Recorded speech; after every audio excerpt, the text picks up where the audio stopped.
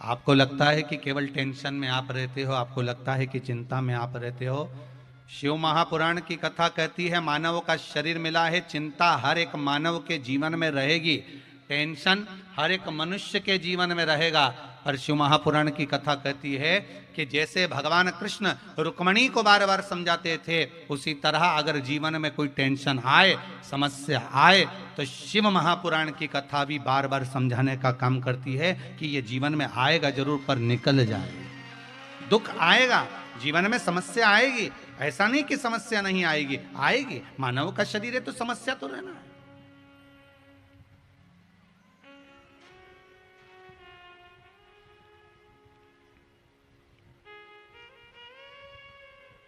रुक्मणी मैया खूब रोई।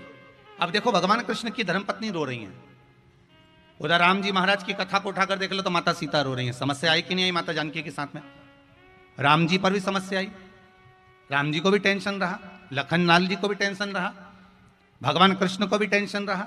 समस्या क्या नहीं आई? अगर मानव का देह मिला है, हम कहते हैं कि मनुष्य का शरीर मिला और आपको समस्या नहीं रहेगी, टेंशन नहीं रहेगा, या कोई तुमको बाबा जोगी मिल जाए, कोई ऐसा महाराज मिल जाए जो तुमसे कहे कि मैं तुमको ऐसा कर देता हूं कि तुम्हारी जिंदगी में कोई टेंशन रहेगा ही नहीं, तो चिंता तो होगी, टेंशन भी आएगा, समस्या भी आएगी। पर इतना याद रखना, मेरे भगवान कृष्ण रुक्मणी जी को समझा समझा कर चिंता कम कर देते हैं, राम जी सीता जी को समझाकर चिंता कम कर देते हैं, और राम जी और कृष्ण जी को चिंता आती है तो देवाधिदेव महादेव समझाकर कम कर देते हैं। उसी तरह आपके जीवन में भी समस्या आए, चिंता आए, आएगी, पर हमें भटकना नहीं, हमें शंकर की शरण में रहना, हमें शिव के चरणारविंद में रहना, हमें शिव चरणों की ओर जाना है। जब हम भगवान शंकर के चरणारविंद की ओर जाएंगे, जब हम भगवान शंकर के चरणों का स्मरण करेंगे, शंकर भगवान के चरणों का नाम जाप करेंगे, शंकर भगवान के चरणों का स्तवन करेंगे, तो अपने आप चिंता समाप्त हो आएगी। समस्या, दुख भी आएगा, तकलीफ भी आएगी, कष्ट भी आएगा, रोग भी आएगा, बीमारी भी आएगी, दुख भी आएगा। मनुष्य का शरीर मिला है, दो कारणों से मिला, एक भगवान का भजन करने के लिए, एक कर्म का भोग भोगने के लिए। भगवान ने अगर दुख दिया है तो उसमें कुछ आपका भला ही होने वाला होगा। अगर भगवान ने किसी से आपको दूर कर दिया है तो उसमें आपका कोई भला ही होने वाला होगा।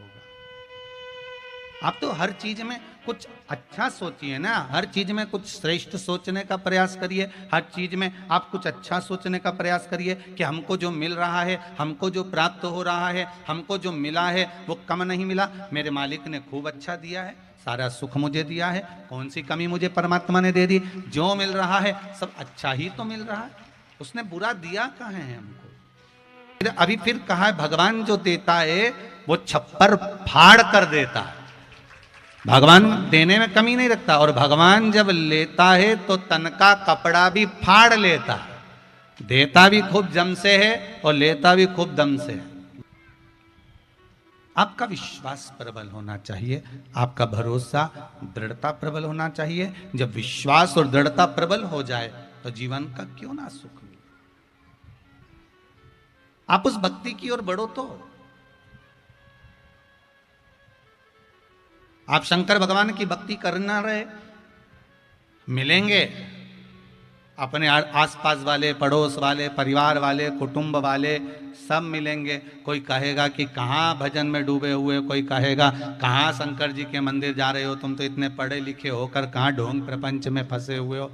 पर दुनिया के लोग आपको भरमाएंगे, दुनिया के लोग आपको भटकाएंगे, दुनिया के लोग आपसे कहेंगे कहाँ शंकर जी के भजन में कहाँ लोटा भर के पानी चढ़ाना, कहाँ शिव जी का स्मरण करना, भटकाएंगे। पर यदि दृढ़ भक्ति है, विश्वास अगर प्रबल है, भक्ति अगर प्रबल है, तो आपको दृढ़ी बनकर शंकर को पकड़ कर रखना है, तो शंकर भी आपको छोड़ेगा नहीं,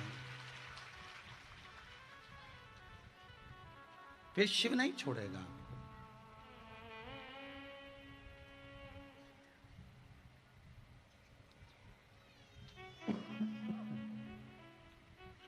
शंकर की भक्ति को धारण करना, शिव भक्ति को अपने जीवन में उतारना, और उस भक्ति के बल पर भगवान की शरणागति को प्राप्त करना। अगर दुख दिया है तो कुछ देखने के लिए दिया है, सुख दिया है तो कुछ देखने के लिए दिया है। दोनों मिले हैं हमें देखने के लिए।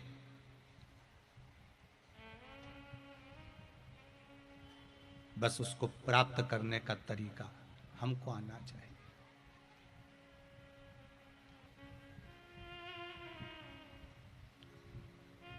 और जो पुराने मंदिर हैं उन मंदिरों की देखरेख, उन मंदिरों का प्रभाव जो प्रबल है वो बना रहे। नए मंदिरों का निर्माण करने की जगह जितने पुराने मंदिर हैं इनको ही एक आनंद प्रदान किया जाए, इनको ही जीर्णोद्धार कर दिया जाए। नए मंदिर बनाने की अपेक्षा हम हमारे बच्चों को, हम हमारे बेटे और बेटियों को इतना संस्कार दें, इतना संस्कार दें कि मंदिर में हमारे बेटे बेटियां भी जाना प्रारंभ कर दें। मंदिर ज्यादा हो जाएंगे, भगत नहीं जाएंगे तो मंदिर का करोगे क्या? अगर वही मंदिरों में भक्त बढ़ जाएंगे तो मंदिर का तो आनंद वैसे ही बढ़ जाएगा। जो ब्राह्मण देवता वहाँ पूजन कर रहे होंगे, जो पुजारी जी सेवा में लगे होंगे, जब उनको मंदिर में आप जाएंगे, आएंगे, पहुँचेंगे तो उनको भी अच्छा लगेगा, वो भी एक आनंद पाएंगे। तो शिव महापुराण की कथा कह रही है महाराज, भगवान कृष्ण ने रुक्मणी जी को भी खूब समझाया।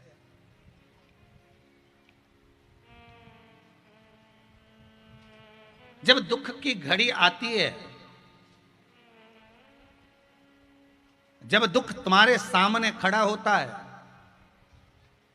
तब समझाने वाले बहुत आकर खड़े होते हैं। बोलो सही है कि गलत है? मोहल्ले के लोग, परिवार के लोग, ये हमारे यहाँ की रीति रही है। ये हमारे हिंदू धर्म की क्या, संपूर्ण विश्व में जितने भी धर्म होंगे सारे धर्मों की रीति है कि दुख यदि आपको आया तो आपके मोहल्ले के लोग आपको समझाएंगे, क्यों रो रही है, अब क्या होगा, अब तो हो गया जो होना था, अब तो शांति रख लो, अब भगवान का भजन करो, अब क्या रखा है संसार में, अब जो होना था वो तो हो गया। लोग ऐसा ज्ञान देते हैं, समझाते हैं और समझाने के बाद चले जाते हैं। समय की घड़ी किसकी नहीं आती? जब उसके यहाँ दुख आता है तो जो आपको समझा रहा था, अब अगर उसके यहाँ तकलीफ आती है तो आपको जाकर समझाना पड़ता है। पर आपके समझाने से व्यक्ति समझ जाता है क्या? आपके समझाने से व्यक्ति समझ जाएगा क्या? दुख की घड़ी में किसी के समझाने से कोई नहीं समझता। दुख की घड़ी में केवल एक समझाने वाला होता है, वो मेरा देवाधिदेव महादेव होता है, जो सामने खड़े होकर समझा देता है। अगर वो देवाधिदेव महादेव नहीं होता, अगर मेरा शंभू, मेरा शंकर इस दुख की घड़ी में समझाने वाला नहीं होता, तो शायद दुनिया के लोग जिनको खो देते हैं उनको भूल नहीं पाते। अगर समझाने वाला शिव ना होता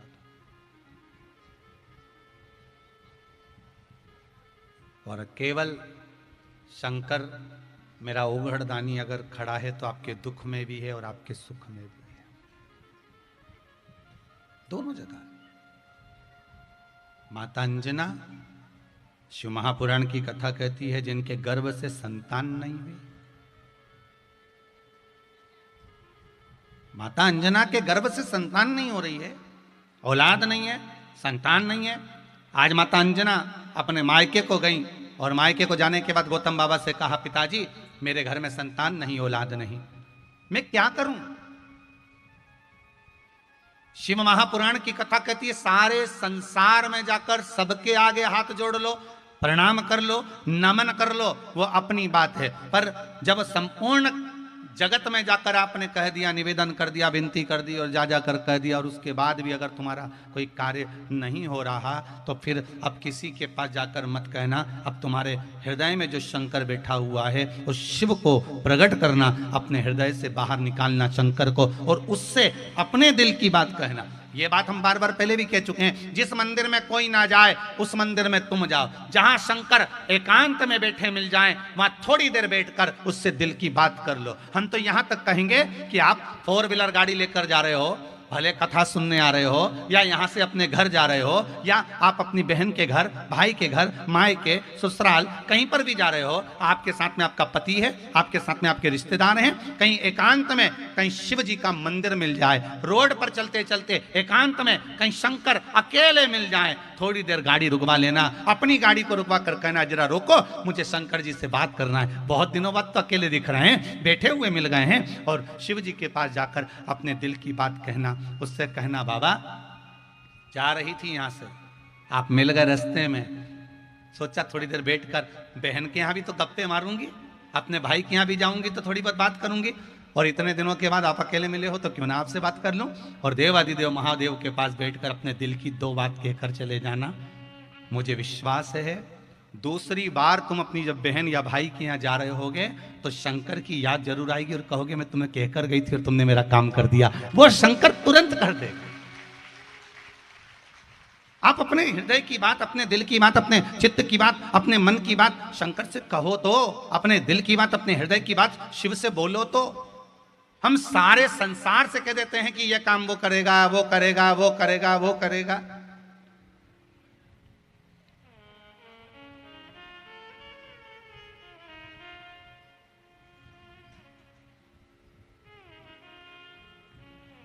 सबके हाथ जोड़े हमने, भैया हमारा ये काम कर देना, भैया हमारा वो काम कर देना, हम कब से फोन लगा रहे थे आपको, आप हमारा ये काम कर देना। सबको बोलो, बोल कर देख लो एक बार दुख की घड़ी में कि हमारा ये दुख है आप मिटा दोगे क्या, हमको ये तकलीफ है आप मिटा दोगे क्या। जब कोई ना मिटाए तब शिव की शरण जरूर जाए, तब वो घरदानी के पास जरूर जाए।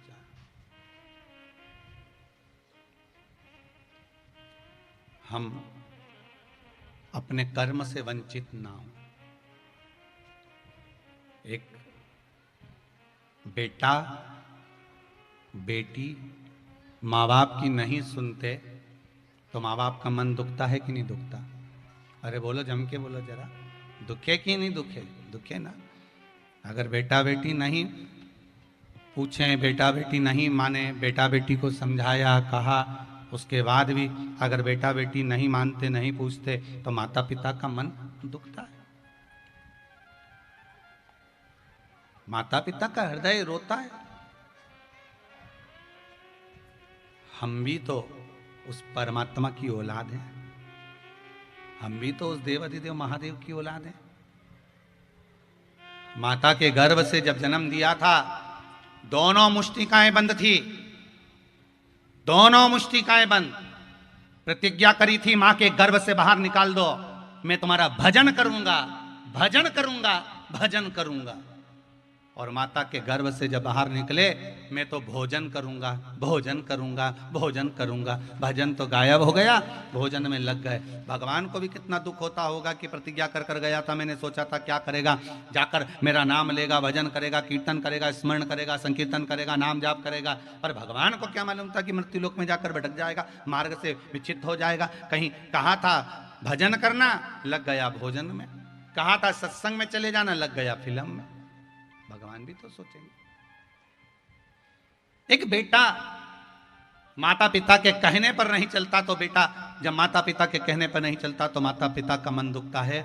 और भक्त एक सांसारिक मनुष्य जब मेरे देव अधिदेव महादेव के कहने पर नहीं चलता तो महादेव का भी मन दुखता है कि मैं बैठा हूं तो क्यों चिंता करे तू। जब मैं बैठा हूं तो चिंता करने की क्या जरूरत है? जब मैं बैठा हूं तो चिंता किस बात की? अब सौंप दिया इस जीवन का सब भार तुम्हारे हाथों में। प्रबल रखिएगा तो परमात्मा को पाने में देरी नहीं होगी महाराज, भगवान मिल जाएगा। उसको पाना बहुत सरल है, सहज है। केवल आपका विश्वास, आपकी दृढ़ता, आपका भरोसा पक्का होना चाहिए। शिव कथा कह रही है, मां अंजना पहुंच गई, अपने पिताजी के पास जाकर निवेदन कर रही हैं पिताजी से, पिताजी मेरे गर्भ से कोई संतान नहीं, मेरे गर्भ से कोई औलाद नहीं। यदि आप कृपा करेंगे, आप करुणा करेंगे, तो हो सकता है कोई ऐसा उपाय मेरे जीवन में मिल जाए जिससे मुझे संतान की प्राप्ति हो जाए। देखिए, गौतम बाबा पुत्री अंजना को कह रहे हैं कि तुम शंकर भगवान की आराधना करो।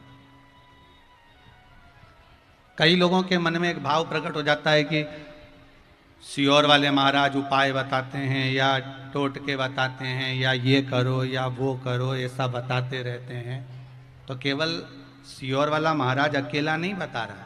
यहाँ शिव महापुराण में लिखा है कि अंजना माता के गर्भ से जब संतान नहीं हुई, तब गौतम ऋषि के पास जाकर पूछा कि गौतम बाबा बताओ संतान कैसे होगी। जब दशरथ बाबा के घर में संतान नहीं हुई, दशरथ जी के यहाँ 3 धर्म पत्नियां, कौशल्या, कैकेयी, सुमित्रा, 3 देवियां हैं, और तीनों देवी से जब औलाद नहीं हुई, तब दशरथ जी ने जाकर अपने गुरु जी से पूछा आप बताओ कि संतान कैसे होगी। केवल सियोर वाला महाराज उपाय नहीं बताता। कई लोगों के मन में आता है कि सियोर वाले गुरु जी तो उपाय बताते रहते हैं, कुछ ना कुछ टोटके बता। ये टोटके नहीं, ये शिव महापुराण की छुपी हुई वो चीजें हैं जो आज तक लोगों तक पहुंच ही नहीं पाई। शिव महापुराण के वो प्रयोग हैं, वो उपाय हैं जो जनमानस तक नहीं पहुंचे। और सबसे ज्यादा प्रसन्नता की तो बात है कि पहले तो उपाय निकाले, बताए, अब तो भगवान की ऐसी कृपा है कि जितने भी कथाकार हैं वो भी अपनी अपनी कथाओं में धीरे धीरे शिव महापुराण के 1-1, 2-2 उपाय बताना चालू कर दिए। अब वो भी अपनी कथाओं में बता रहे, भले भागवत जी में बताए चाहे रामायण जी में बताए, पर बताएंगे जरूर पक्का। उनको भी शंकर जी की कथा का रस चढ़ गया। अच्छे से अच्छे विद्वान से विद्वान कथाकार भी अब अपनी कथाओं में थोड़ा थोड़ा उपाय। तो केवल सियोर वाला महाराज उपाय नहीं बता रहा, सियोर वाला महाराज कोई उपाय या टोटका नहीं, टोटका तो शब्द ही नहीं है। सियोर वाला महाराज कोई उपाय नहीं बता रहा, उपाय तो हमारे यहाँ पहले से चले आ रहे हैं। जब दशरथ बाबा के यहाँ संतान नहीं हुई, तब गुरु बाबा से जाकर पूछा कि संतान कैसे होगी। गुरु बाबा ने कहा पुत्र कामिष्ठी यज्ञ करवाओ, तब तुम्हारे यहाँ संतान होगी। अग्नि देवता खीर का कटोरा लाएंगे, वो खीर पिला देना, संतान हो जाएगी। बस अंजना माता ने भी गौतम ऋषि से पूछा कि मेरे यहाँ संतान कैसे होगी। अब इसको लोग कहते हैं कि गौतम बाबा ने बताया कि शंकर जी के शिवलिंग की पूजन करना, ऐसा करना, वैसा करना, शिव पूजन को ऐसे धारण करना, शंकर भगवान का ऐसे पूजन करना, उस पूजन के करने से तेरे यहां संतान होगी। अब दुनिया के लोग इसको भी टोटका कह दे तो बात दूसरी है।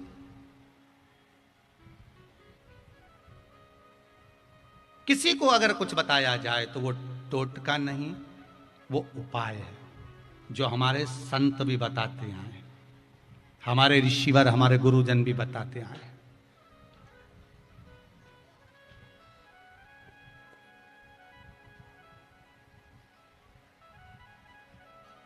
हमारे ऋषिवर भी बताते हैं कि आप ये कर लीजिए।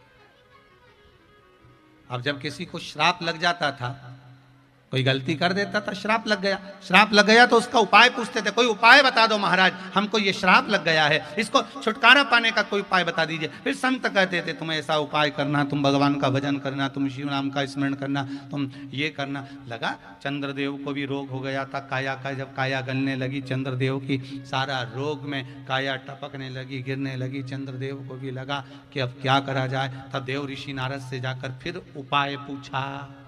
अब यहां पर फिर आ गया कि चंद्रदेव ने भी देव ऋषि नारद से उपाय पूछा काया के रोग को मिटाने का।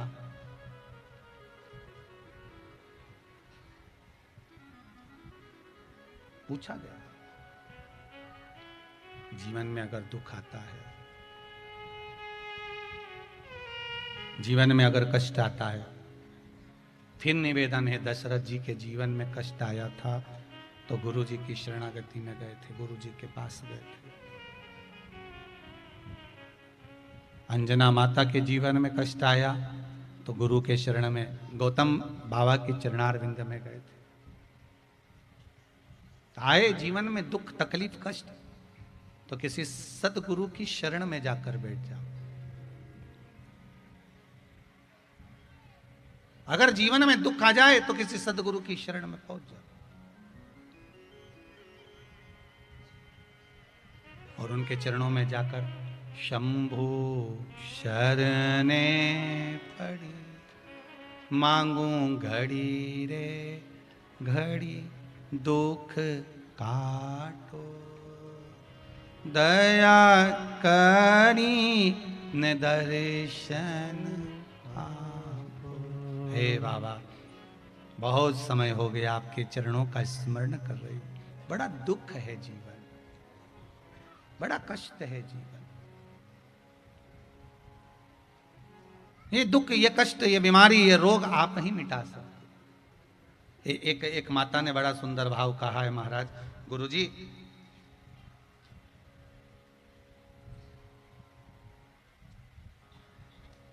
आशा देवी हैं, माधेपुरा जिला से आई हैं। कहाँ बैठी हैं? जरा माइक दीजिए।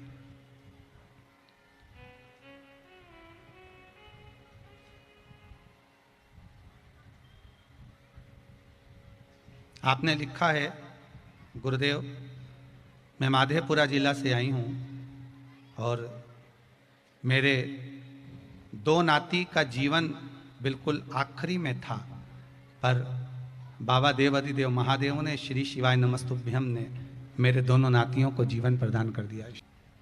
जीवन का दुख है, तकलीफ है, कष्ट है, माना बहुत बहुत, पर समस्या अगर विकट है, दुखी मत होना, शिव निकट है। कौन निकट है? मेरा शंभु आपके करीब में, आपके नजदीक।